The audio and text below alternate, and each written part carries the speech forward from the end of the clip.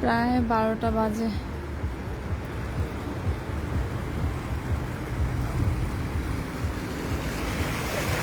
দুই একটা গাড়ি চলতেছে, তাও হইল নিজস্ব গাড়ি, পার্সোনাল ইউজের জন্য। আচ্ছা, একটা কথা হলো যে বন্যা হবে, ঠিক আছে, সকল ট্রান্সপোর্ট সিস্টেম বন্ধ করে দেবে, ওকে ফাইন, কিন্তু মানুষকে তো একটু সময় দিবে। যে আপনাদেরকে 1 ঘন্টা সময় দেওয়া হলো, আপনারা এর মধ্যে যে যার বাসায় যান,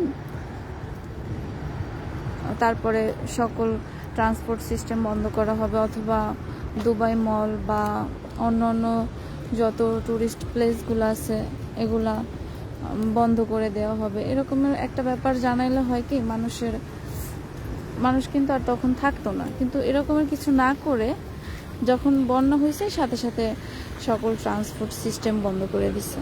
এখন এতগুলো মানুষ আসলে কই যাইবে? আমরা যেখানে আছি এখান থেকে আমাদের হোটেলে যাইতে 14 কিলোমিটার। হ্যাঁ, এখন 14 কিলোমিটার কি হাঁটা সম্ভব? আর পুরা রাস্তায় পানি, হাঁটু সমান পানি। জানি না, কোনো সিস্টেমই নাই।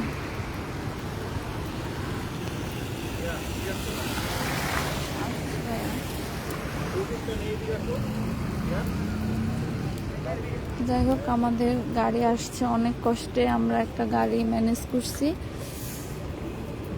17,000 টাকা বাংলাদেশি টাকার, যেখানে আমাদের 150-200 টাকায় হয়ে যায় আর কি।